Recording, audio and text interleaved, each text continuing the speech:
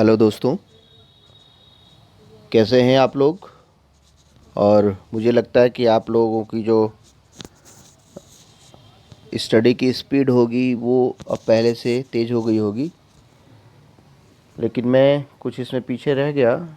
फिर भी आज मैं आप लोगों के साथ इस 10th क्लास के पॉलिटिकल साइंस के साथ उपस्थित हुआ हूँ।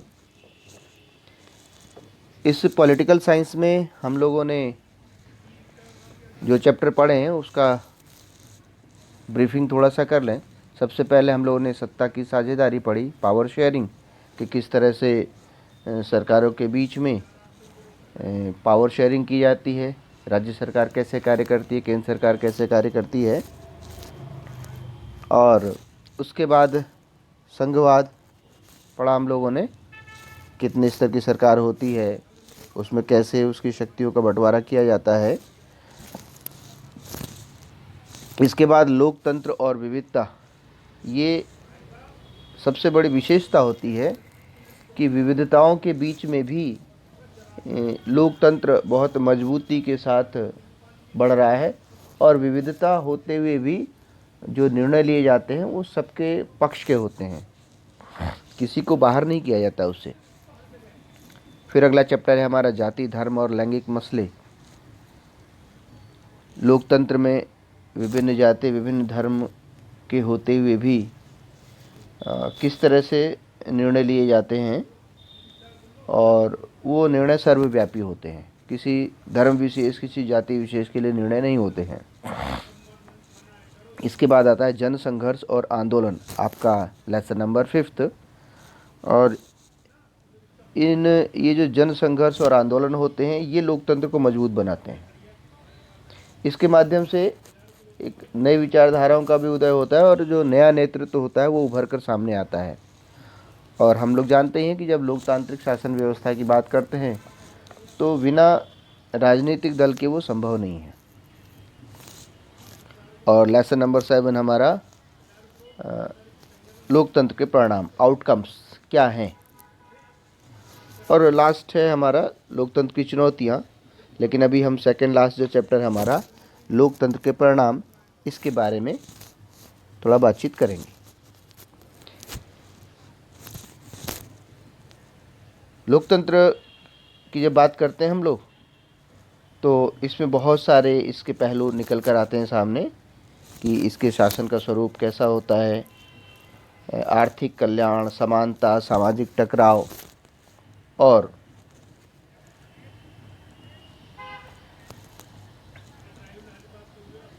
लास्ट में इसके परिणाम। वास्तव में देखा जाए तो लोकतंत्र के जो परिणाम है वो सकारात्मक ही है, अगर इसको सकारात्मकता की दृष्टि से देखेंगे तो आइए हम लोग इस लोकतंत्र के परिणामों के बारे में चर्चा करते हैं। हम लोगों ने 9th क्लास में पढ़ा होगा, थोड़ा सा ध्यान करेंगे आप लोग तो, कि लोकतंत्र के पक्ष में और विपक्ष में दोनों के तर्क पूछे गए हैं। तो लोकतंत्र की विशेषताएं अगर थोड़ा सा हम ध्यान में हम लोग ले आएँ तो ये परिणाम समझना हमारे लिए आसान हो जाएंगे। तो पहली इसकी विशेषता क्या होती है कि लोकतांत्रिक देशों में नागरिकों को विचार अभिव्यक्त करने की स्वतंत्रता होती है। वो प्रधानमंत्री के सामने खड़े होकर भी कोई व्यक्ति उसकी आलोचना कर सकता है। ये सबसे बड़ी विशेषता होती है लोकतांत्रिक शासन की। दूसरा है, लोकतांत्रिक देश में स्वतंत्र और निष्पक्ष रूप से चुनाव होते हैं। थोड़ा बहुत कहीं ना कहीं ज़रूर धांधली दिखाई देती है, लेकिन उसको फिर ठीक कर लिया जाता है दोबारा चुनाव करा करके। उसके बाद आता है लोकतांत्रिक देश में सभी राजनीतिक दलों को चुनाव में, चुनाव से पहले और चुनाव के बाद स्वतंत्र रूप से कार्य करने की अनुमति होती है। अगला है, लोकतांत्रिक देशों में कारीगर और मजदूरों को अपने व्यापारिक संघ ट्रेड यूनियंस बनाने की स्वतंत्रता होती है। लोकतांत्रिक देशों में सरकार का विरोध करने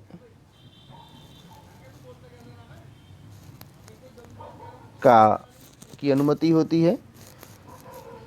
कोई भी कर सकता है सरकार का विरोध, उचित तरीके से, अनुचित तरीके से नहीं। फिर है, लोकतांत्रिक देशों में प्रेस को पूर्ण आज़ादी होती है। वे सरकार की प्रशंसा भी कर सकते हैं और सरकार की आलोचना भी कर सकते हैं। अब इतनी जो विशेषताएं हैं वो अगर देखा जाए तो ये आउटकम्स ही हैं, ये इसके परिणाम ही हैं लोकतांत्रिक शासन के। पिछले जो हमने चैप्टर पढ़े या 9th क्लास में जो हमने पढ़ा, उसमें लोकतंत्र को सबसे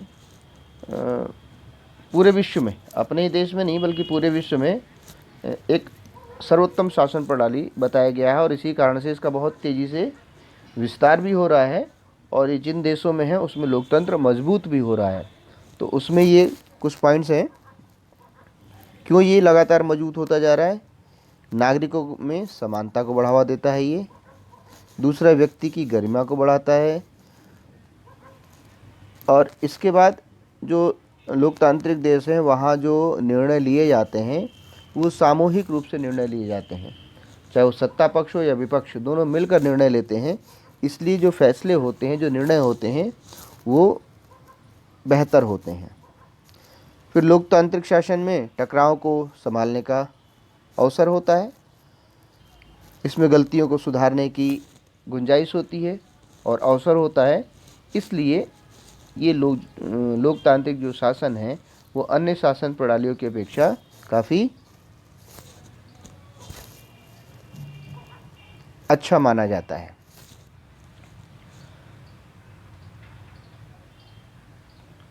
आज विश्व में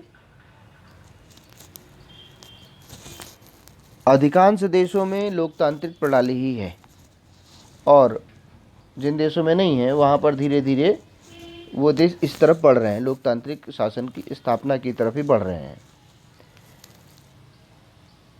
उसका कारण ये है जो हम लोगों ने इसकी विशेषताएं पढ़ी। कई बार ऐसा भी होता है कि जब किसी देश में लोकतांत्रिक शासन की स्थापना होती है तो वहाँ की जनता को बहुत सारी अपेक्षाएं हो जाती हैं कि ये जितने भी चीज़ें या जो गड़बड़ी चल रही है उन सबको एक साथ ठीक कर लिया जाएगा। लेकिन ऐसा भी संभव नहीं है, सबको एक साथ ठीक कर लेना ये संभव नहीं है, धीरे धीरे उसमें सुधार होता है।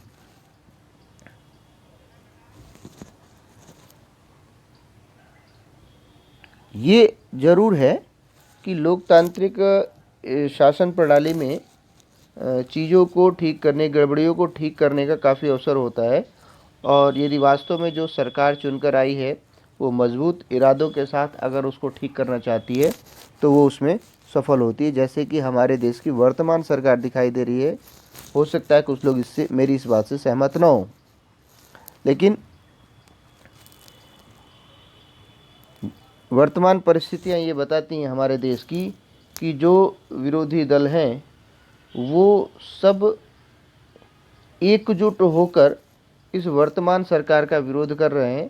तो इससे लगता है कि नहीं, ये सरकार अच्छा कार्य कर रही है, क्योंकि उन सबको ही परेशानी है, इसलिए वो सभी पार्टियां एक हो रही हैं। हम आगे बढ़ते हैं क्योंकि इस विषय पर बहुत अधिक बात करने की आवश्यकता नहीं है। उत्तरदायी, जिम्मेवार और वैध शासन। कौन सा? लोकतांत्रिक शासन प्रणाली। लोकतांत्रिक शासन प्रणाली जितनी अधिक उत्तरदायी है उतनी अधिक जिम्मेवार है और उतनी अधिक वैध शासन है। अब ये उत्तरदायी क्यों है, जिम्मेवार क्यों है, वैध क्यों है, वो इस टॉपिक में हम लोग क्लियर करेंगे। हम लोग सभी जानते हैं कि लोकतांत्रिक शासन में हमें अपने प्रतिनिधियों को चुनने की स्वतंत्रता होती है और उन प्रतिनिधियों में से ही शासक का चुनाव किया जाता है। और इन चीज़ों के लिए लोगों को निर्णय प्रक्रिया में भागीदारी करने में सक्षम होना चाहिए ताकि लोगों के प्रति जिम्मेदार सरकार बन सके। और जब हम प्रतिनिधियों का चुनाव करते हैं और उन प्रतिनिधियों में से ही शासक का चुनाव किया जाता है, सरकार का चुनाव किया जाता है, तो वो लोगों के प्रति उत्तरदायी सरकार होती है, क्योंकि उसको लोगों को जवाब देना पड़ता है। दूसरा है जिम्मेवार सरकार। हम सभी लोग जानते हैं कि जो विभिन्न दल हैं और चुनाव लड़ते हैं तो उनके पास एक घोषणा पत्र वो अपना जनता के सामने लाते हैं कि जब हमारी सरकार आएगी तो हम इस तरह से कार्य करेंगे, इन इन बिंदुओं पर कार्य करेंगे, हम आपके लिए ये काम करेंगे, ऐसे करेंगे, हमारी विदेश नीति ये होगी। वो सारा एजेंडा वो जनता के सामने लाते हैं और जब वो सरकार चुनकर आती है उस पार्टी की, तो उसको वो अपना घोषणा पत्र लागू करना होता है। तो ये उनको जिम्मेदारी मिलती है। वैध शासन क्यों? क्योंकि भारत में हम सभी लोग जानते हैं कि एक स्वतंत्र और निष्पक्ष चुनाव आयोग है। उस चुनाव आयोग के द्वारा प्रतिनिधियों का चुनाव होता है पूरी ईमानदारी के साथ, निष्पक्षता के साथ, और सरकार का गठन किया जाता है। तो इसलिए ये वैध शासन है, जनता के द्वारा चुनी गई सरकार है, इसलिए ये वैध सरकार है। तो इस तरह से हमारा ये उत्तरदायी, जिम्मेवार और वैध शासन क्यों है, ये सारा क्लियर हो गया।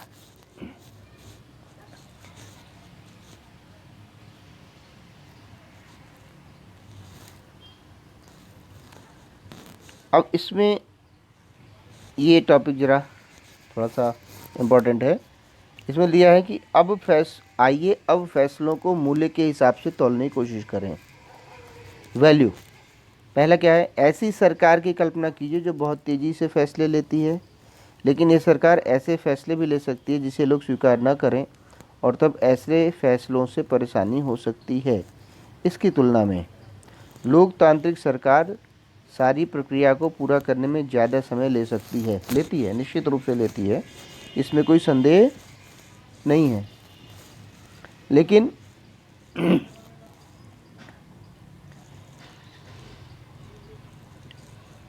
जो फैसले लेने की पूरी प्रक्रिया है, उस प्रक्रिया को इसमें पूरी ईमानदारी के साथ फॉलो किया जाता है,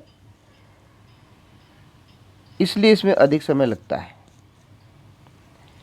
हम जानते हैं कि कोई भी प्रस्ताव लोकसभा या राज्यसभा में से किसी भी सभा में आता है, फिर पहले उस सभा में बहस होती है, फिर वहाँ उस पर वोटिंग होती है, वोटिंग होने के बाद वो दूसरे सदन में जाता है, वहाँ पर भी बहस होती है, वहाँ के जो सदस्य हैं, प्रतिनिधि हैं, उनकी शंकाओं को दूर किया जाता है सत्ता पक्ष के द्वारा, फिर वोटिंग होती है, फिर वहाँ से अगर वो पास होता है तब वो राष्ट्रपति के पास जाता है। राष्ट्रपति ने यदि उस पर हस्ताक्षर कर दिए तो वो कानून बन जाता है, और यदि नहीं किया उसने पहली बार में तो वो वहीं से वापस पुनः सदन में आता है, फिर से उस पर दोनों सदनों में वोटिंग होती है, बहस होता है, फिर जब वहाँ से पास हो जाता है तो फिर से वो राष्ट्रपति के पास जाता है, और यदि वो हस्ताक्षर कर देता है तो कानून बन जाता है, और नहीं भी करता है तो भी वो कानून बन जाता है। ये पूरी एक प्रक्रिया है, तो इसमें समय लगता ही है।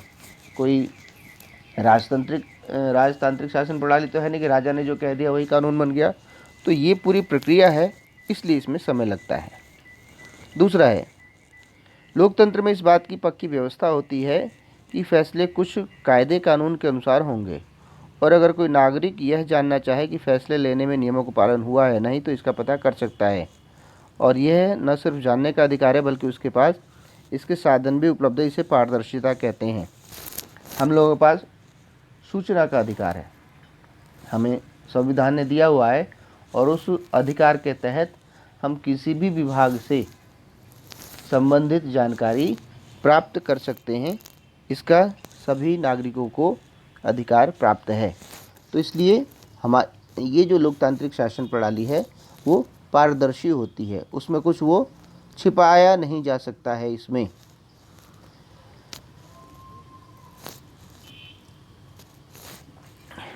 आगे है,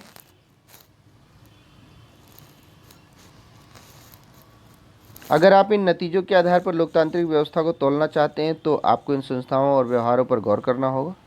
नियमित और निष्पक्ष चुनाव होता है, जहाँ पर ऐसा नहीं होता है वहाँ पर लोकतांत्रिक शासन नहीं है।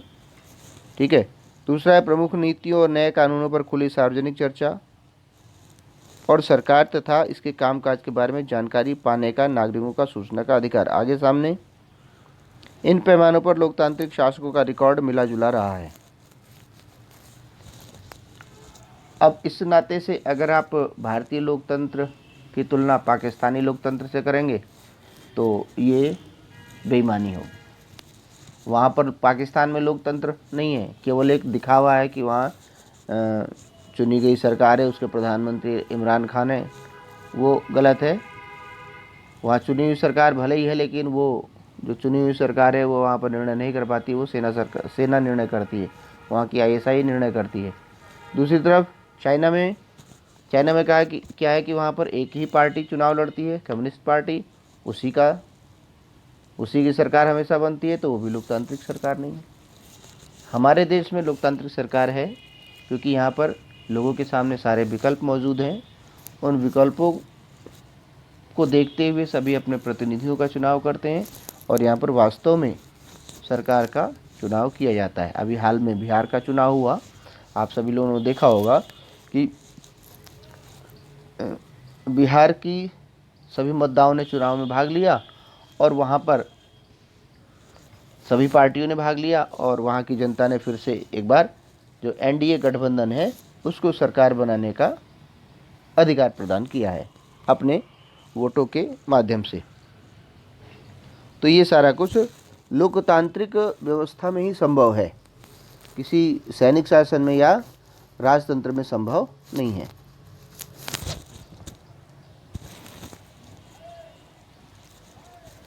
अगला है हमारा आर्थिक समृद्धि और विकास।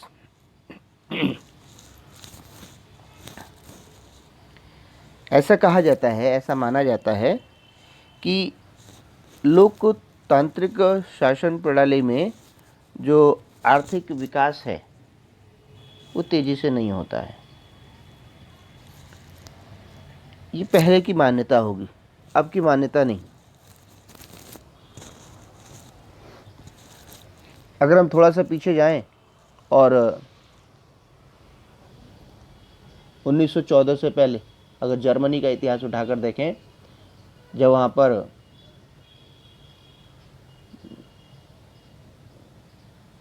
बहुत तेज़ी से जर्मनी का विकास हुआ था, उसके बाद फिर जब देखते हैं हिटलर का विकास हुआ, तानाशाह का, उसके टाइम में जर्मनी का बहुत तेज़ी से आर्थिक विकास हुआ, लेकिन उस आर्थिक विकास का क्या परिणाम हुआ? बहुत तेज़ी के साथ जर्मनी लगभग शून्य पर आ गया।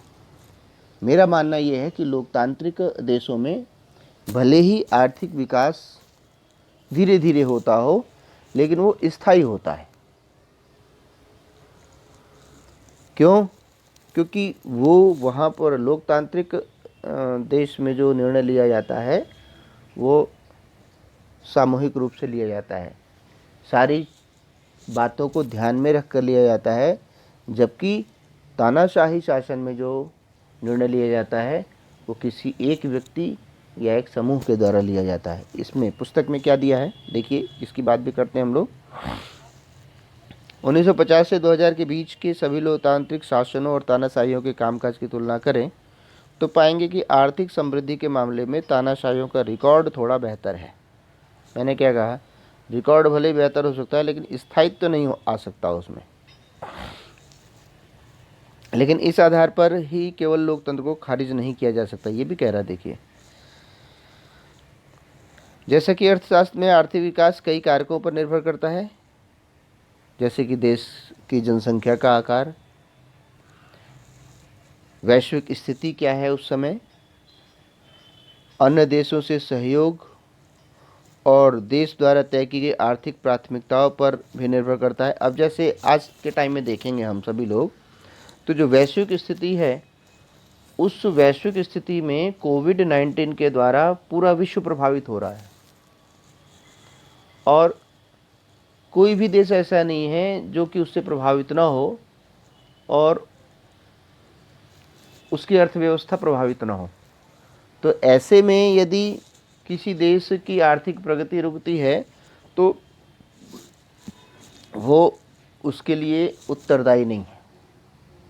उसके लिए उत्तरदायी ये वैश्विक महामारी है, न कि वो देश। हाँ, वो देश प्रयास कर रहा है उससे उभरने का, लेकिन लगातार ऐसी परिस्थितियाँ बनी हुई हैं तो उसमें किसी भी देश की आर्थिक प्रगति अवरुद्ध होना एक सामान्य बात है, सामान्य प्रक्रिया है। जैसे हमारे यहाँ भी जो जीडीपी है लगातार डाउन होती जा रही है, तो ये स्वाभाविक है। सारे देशों की जीडीपी अगर आप देखें तो इस समय वो निरंतर गिर ही रही है, केवल हमारा ही देश उससे प्रभावित नहीं है। फिर आगे इसमें कहता है कि तानाशाही वाले कम विकसित देशों और लोकतांत्रिक व्यवस्था वाले कम विकसित देशों के बीच का अंतर नगण्य सा है।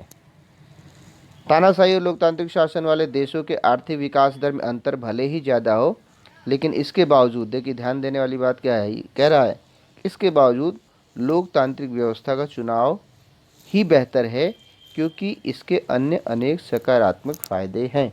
जैसा कि मैंने पहले आप लोगों को बताया कि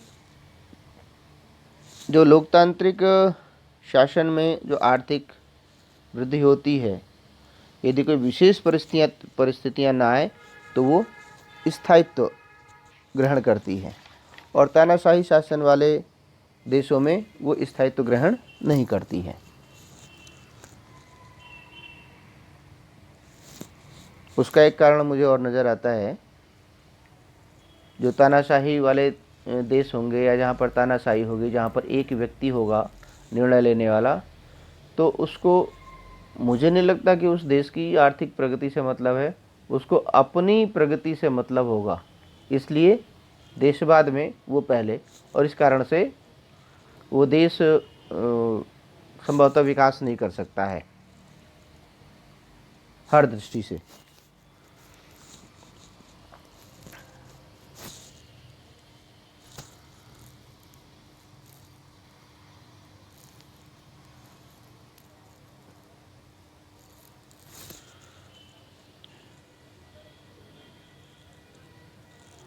आगे बढ़ते हैं हम लोग। आर्थिक उपलब्धियां, अभी इसी पर बात हो रही थी आप लोगों से। अगला टॉपिक आता है, इसका जो इम्पोर्टेंट है परिणाम के रूप में, वह असमानता और गरीबी में कमी।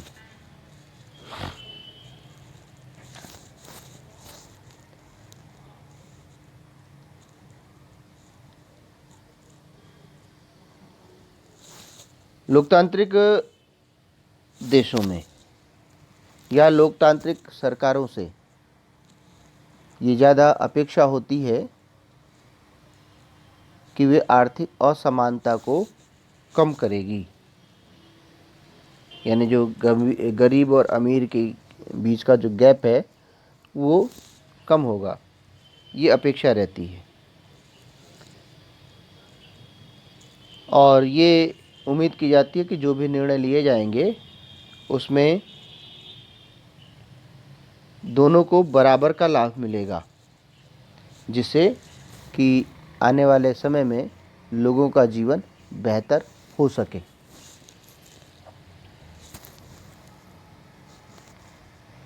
लोकतांत्रिक जो व्यवस्था होती है वो राजनीतिक समानता पर आधारित होती है।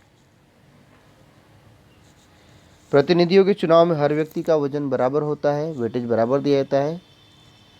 हम लोग जानते ही हैं कि एक व्यक्ति एक वोट एक मोल, सबको एक वोट देने का अधिकार है, और सभी के वोटों का मूल्य एक होता है, चाहे वो देश का राष्ट्रपति ही क्यों ना हो या रिक्शा चलाने वाला ही क्यों ना हो। व्यक्तियों को राजनीतिक क्षेत्र में परस्पर बराबरी का दर्जा तो मिल जाता है, लेकिन इसके साथ साथ हम आर्थिक असमानता को बढ़ता हुआ पाते हैं।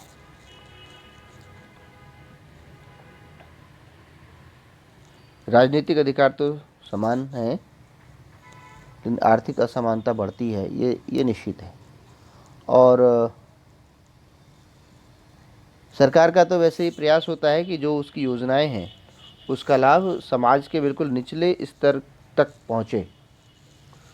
समाज के सबसे निचले हिस्से के लोगों को जीवन बसर करने के लिए काफ़ी कम साधन मिलते हैं, और सरकार की जो योजनाएं बनती हैं उसका ये उद्देश्य होता है कि वो सब समाज के सबसे निचले स्तर पर रहने वाले व्यक्ति तक उसकी योजनाओं का लाभ मिले। लेकिन कुछ ऐसे कारण होते हैं जिनसे कि जितना पहुंचना चाहिए उस स्तर पर वो नहीं पहुंच पाता है। लेकिन जो लोकतांत्रिक सरकारें हैं, चूँकि उनका चुनाव हर 5 साल पर होता है, तो उन लोकतांत्रिक सरकारों की ये मजबूरी होती है कि न चाहते हुए भी जनता के हित में अच्छा कार्य करना। यदि वो जनता के हित में कार्य नहीं करेंगी, अगर वो ऐसे कार्य नहीं करेंगे जिससे सामान्य जनता को लाभ हो रहा है, तो अगले 5 वर्ष के बाद जब चुनाव होगा तो वो सरकार बदल जाएगी। जबकि हर राजनीतिक दल क्या चाहते हैं कि उन्हीं की सरकार रहे। अगर वो एक बार सरकार बन जाती है तो उनका ये प्रयास रहता है कि अगला जो चुनाव हो उसमें फिर से हमारी सरकार चुनकर आए, और उसके लिए वो जनता के लिए अच्छे से अच्छी नीतियाँ बनाते हैं, योजनाएं बनाते हैं। अब उसमें दिक्कत ये रह जाती है कि वो योजनाएं वो सामान्य व्यक्ति तक पहुंच पाई या नहीं पहुंच पाई, ये असली बात है। अगर वो योजनाएं सामान्य से सामान्य व्यक्ति तक पहुंच जाती हैं तो फिर से उसी पार्टी की सरकार चुनकर आती है। क्योंकि जनता को क्या चाहिए? जनता को तो विकास चाहिए, और इस विकास पर आधारित ही चुनाव होना चाहिए। लोगों के सामने और कोई भी मुद्दा नहीं होना चाहिए, सिर्फ विकास के। हर क्षेत्र में अगर वो तुलना करती है जनता, तो वो इस पैमाने पर तुलना करे कि किस पार्टी की सरकार थी तो उसने क्या क्या विकास किया, देश के लिए कितना विकास किया, हमारे लिए कितना किया, शिक्षा के क्षेत्र में कितना किया, सुरक्षा के क्षेत्र में कितना किया, अर्थव्यवस्था के क्षेत्र में कितना किया, उद्योगों के क्षेत्र में क्या स्थिति है, रोजगार के क्षेत्र में क्या स्थिति रही। तो इन सभी दृष्टि से विकास आधारित अगर चुनाव है, तो अगर पार्टी ने विकास का कार्य किया है तो निश्चित रूप से जनता को उसी पार्टी या गठबंधन को समर्थन मिलता है, ये निश्चित है।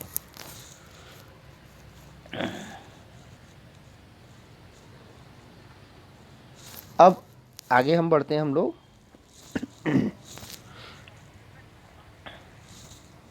सामाजिक विविधताओं में सामंजस्य।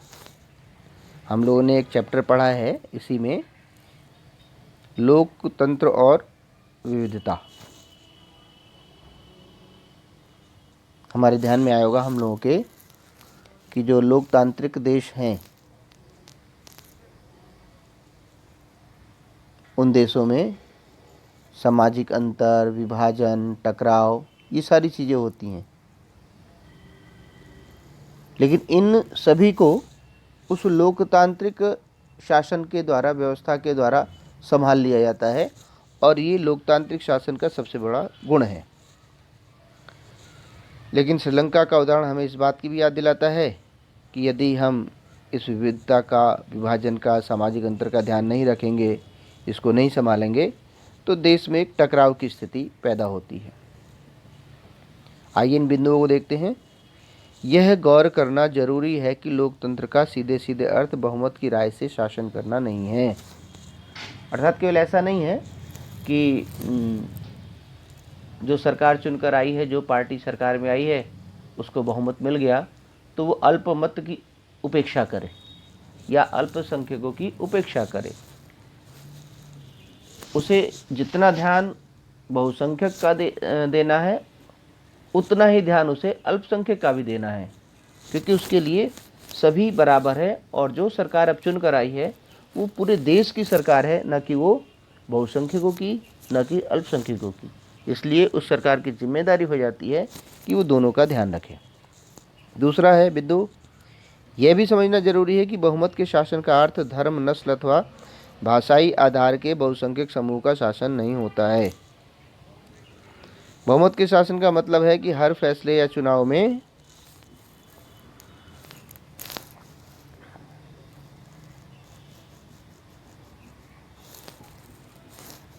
अलग अलग लोग और समूह बहुमत का निर्माण कर सकते हैं या बहुमत में हो सकते हैं। लोकतंत्र तभी तक लोकतंत्र रहता है जब तक प्रत्येक नागरिक को किसी न किसी अवसर पर बहुमत का हिस्सा बनने का मौका मिलता है।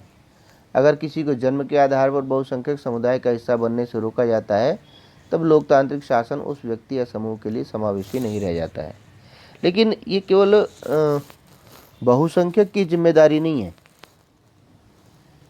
कि व्यवस्थाएं ठीक से चलती रहें। ये अल्पसंख्यकों की भी जिम्मेदारी है कि वो अपनी जिम्मेदारी समझें, इस देश को अपना देश समझें और एक अच्छे नागरिक की भांति रहकर कार्य करें। तभी मैं समझता हूँ कि ठीक रहता है और व्यवस्थाएं सभी ठीक प्रकार से चलती हैं। केवल एक पक्ष होकर बहुसंख्यक ही ध्यान देता रहे कि अल्पसंख्यकों को अधिकार मिलता रहे, सारे मिलते रहें, लेकिन ऐसा नहीं है। अगर अधिकार मिल रहा है तो उनका कर्तव्य भी निश्चित है। उन कर्तव्यों का पालन करें अल्पसंख्यक, तो उनको अधिकार भी अपने आप ही मिलता रहेगा। केवल अधिकार के लिए हम हक जताते रहें और काम न करें, ये गलत है। अगला आता है हमारा नागरिकों की गरिमा और आज़ादी। गरिमा और आज़ादी की इच्छा ही लोकतंत्र का आधार है। जिस देश में आज़ादी या स्वतंत्रता नहीं होगी वहाँ पर लोकतांत्रिक शासन की स्थापना नहीं हो सकती है। अगर वहाँ पर स्वतंत्रता है, लोगों के स्वाभिमान का आदर और सम्मान किया जा रहा है, तभी वहाँ पर लोकतांत्रिक शासन है। अलग अलग लोकतांत्रिक व्यवस्थाओं में इन बातों पर अलग अलग स्तर का आचरण होता है। लोकतांत्रिक सरकारें सदैव नागरिकों के अधिकारों का सम्मान करती हैं।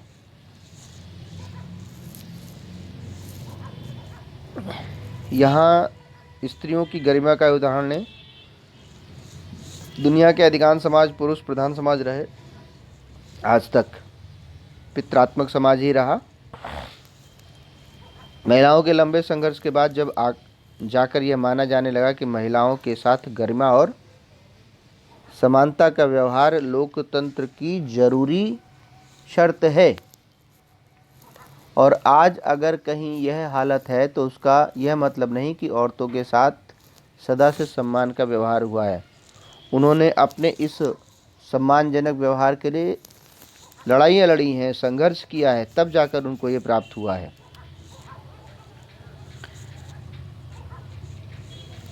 अलोकतांत्रिक व्यवस्था में यह बात संभव नहीं थी, क्योंकि वहाँ व्यक्तिगत आज़ादी और गरिमा न तो वैधानिक रूप से मान्य थे और न नैतिक रूप से।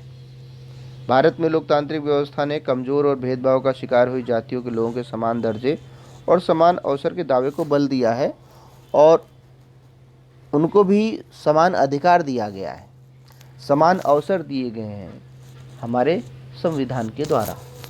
और आज के समय में यहाँ न कोई बड़ा है, न कोई छोटा है, न कोई अमीर है, न कोई गरीब है। हाँ, बल्कि जो लोग पीछे रह गए थे विकास की दौड़ में, उनको विकास की दौड़ में आगे लाने के लिए उनको सरकार के द्वारा आरक्षण की व्यवस्था की गई। लेकिन ये आरक्षण ने भी मेरे हिसाब से एक राजनीतिक स्वरूप धारण कर लिया है। अगर जिन लोगों के आरक्षण की आवश्यकता नहीं है, उनको स्वयं ही उस कैटेगरी से बाहर निकल जाना चाहिए कि हाँ जी, हमें आरक्षण की आवश्यकता नहीं है। अब जिनको आवश्यकता है उनको ये मिलना चाहिए। ये ईमानदारी के साथ उन लोगों के द्वारा होना चाहिए। लोकतंत्र से लगाई गई उम्मीदों को किसी लोकतांत्रिक देश के मूल्यांकन का आधार भी बनाया जा सकता है। लोकतंत्र की एक विशेषता है, इसकी जांच परख और परीक्षा कभी खत्म नहीं होती, लगातार चलती रहती है, लगातार। और इस परीक्षा के कारण ही जो लोकतांत्रिक देश है उसमें लोकतंत्र लगातार मजबूत होता जाता है।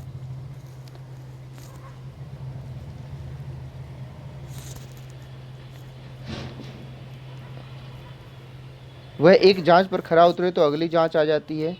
लोगों को अब लोकतंत्र से थोड़ा लाभ मिल जाता है तो वे और लाभों की मांग करने लगते हैं। वे लोकतंत्र से और अच्छा चाहते हैं, यानी उनकी अपेक्षाएं लगातार बढ़ती जाती है, क्योंकि अच्छा जब होने लगता है कि लोगों को लगता है कि और तेज़ी के साथ अच्छा हो, इसलिए अपेक्षाएं बढ़ना स्वाभाविक है। यही कारण है कि जब उनसे लोकतंत्र के कामकाज के बारे में पूछते हैं किसी सामान्य व्यक्ति से, तो वे हमेशा लोकतंत्र से जुड़ी अपनी अन्य अपेक्षाओं का पुलिंदा खोल देते हैं। यानी जो अच्छा हुआ उसकी तो चर्चा नहीं करेंगे, लेकिन जो उनकी अपेक्षाएं थी और जो पूरा नहीं हो पाई उनकी बात करने लगते हैं वो। शिकायतों का बने रहना भी लोकतंत्र की सफलता की एक गवाही देता है। जैसे मान लीजिए हमारे और आपके विचार आपस में मिलते हैं और कहीं कोई कमी होगी तो आप तुरंत हमसे शिकायत करेंगे, या आपके द्वारा कहीं कोई कमी होगी तो हम आपसे शिकायत करें, भाई देखिए आप ये गलती कर रहे हैं। तो यदि ये चीज़ है तो इसका मतलब ये है कि हमारे बीच में कम्युनिकेशन गैप नहीं है। इसका अर्थ ये हुआ कि हमारे और आपके बीच में कम्युनिकेशन बहुत अच्छा है, हमारे आपके बीच में समझदारी बहुत अच्छी है।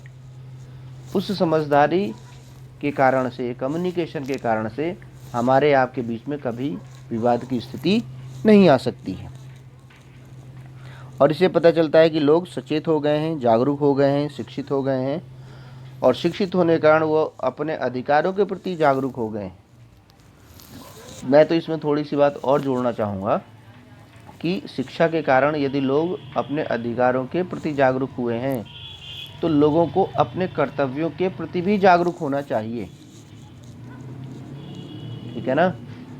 अगर जैसे मैं शिक्षक हूँ, अगर मैं ये कहता हूँ कि सरकार को प्रतिवर्ष हमारा वेतन अच्छा करना चाहिए, तो उससे पहले ये मेरा कर्तव्य है कि मैं पूरी लगन और निष्ठा के साथ अपने बच्चों का, अपने छात्रों का, अपने विद्यालय का ध्यान रखूं, जिससे कि उसका भी विकास हो। प्रतिवर्ष लगना चाहिए कि हाँ विद्यालय का विकास हो रहा है, हमारे विद्यालय में पढ़ने वाले छात्र छात्राओं का विकास हो रहा है, कुछ नई एक्टिविटी हो रही है, उस एक्टिविटी के द्वारा बच्चों का विकास हो रहा है। ये सारी बातें, क्योंकि मुझे ऐसा लगता है कि जब हम अपने कर्तव्य को अच्छे प्रकार से करते हैं तो वो दिखाई देता है। उसे मुझे कहने की आवश्यकता नहीं पड़ती है, जो काम करता है उसे कहने की आवश्यकता नहीं पड़ती है कि मैं काम कर रहा हूँ। दूसरे लोग, वहाँ का समाज कहता है कि हाँ ये काम करते हैं, ये विद्यालय का रिजल्ट बताता है। विद्यालय के जो भैया निकल रहे हैं विभिन्न क्षेत्रों में उपलब्धियाँ हासिल करते हैं, उनकी उपलब्धियाँ बताती हैं कि उस विद्यालय में काम हो रहा है। तो मेरा मानना यह है कि कर्तव्य, अधिकारों से अधिक हमें कर्तव्यों पर जोर देना चाहिए। तो हमें अपने अधिकारों की बात करना और अधिक अच्छा लगेगा।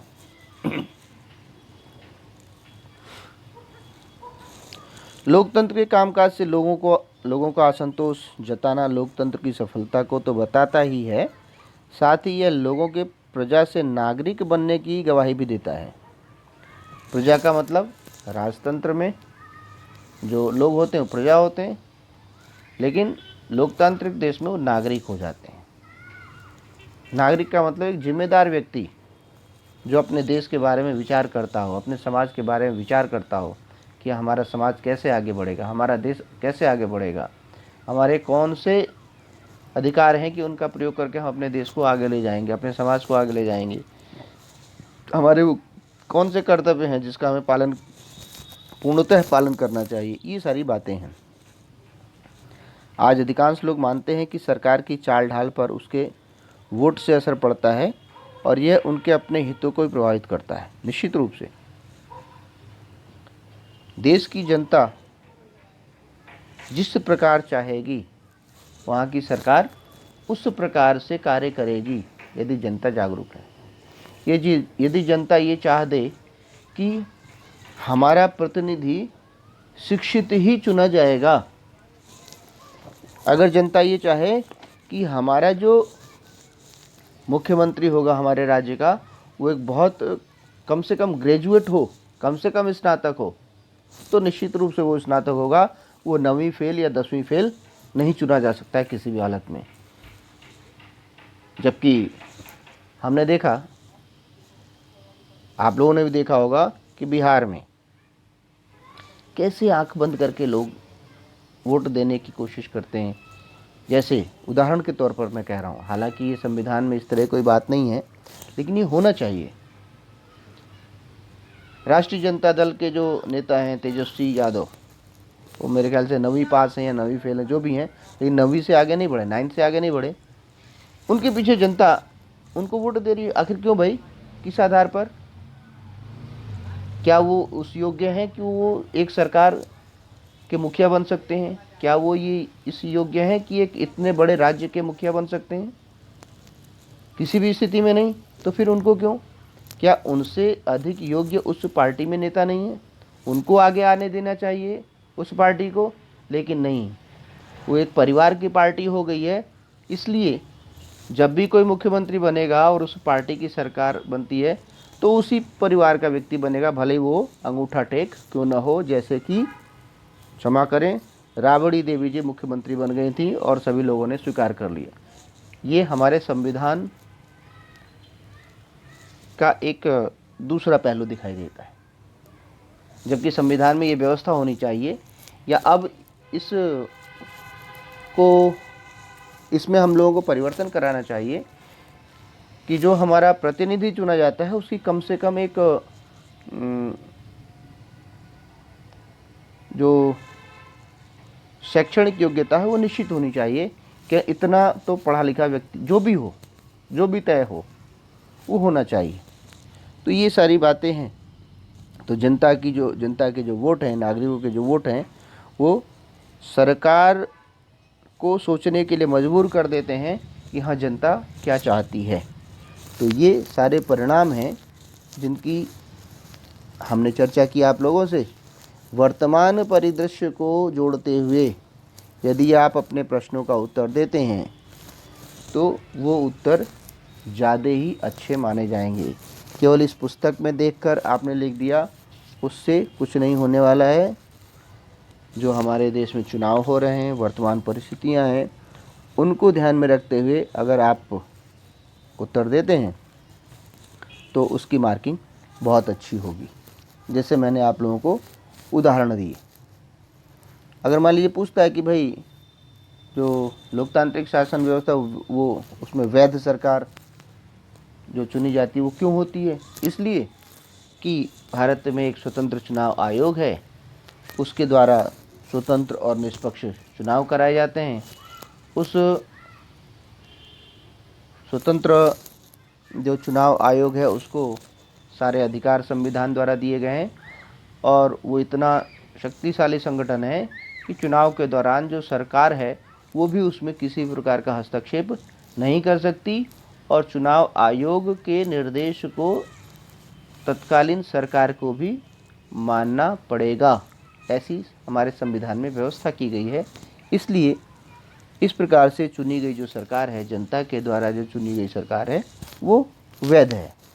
तो इस तरह से अपने इन प्रश्नों का आप उत्तर दें तो बहुत अच्छा रहेगा।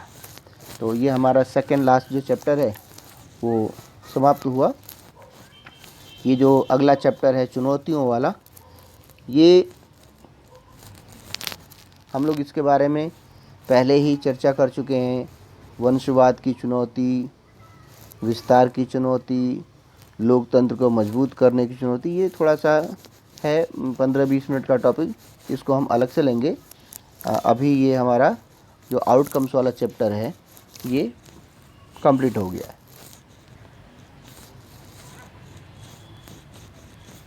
धन्यवाद, नमस्कार।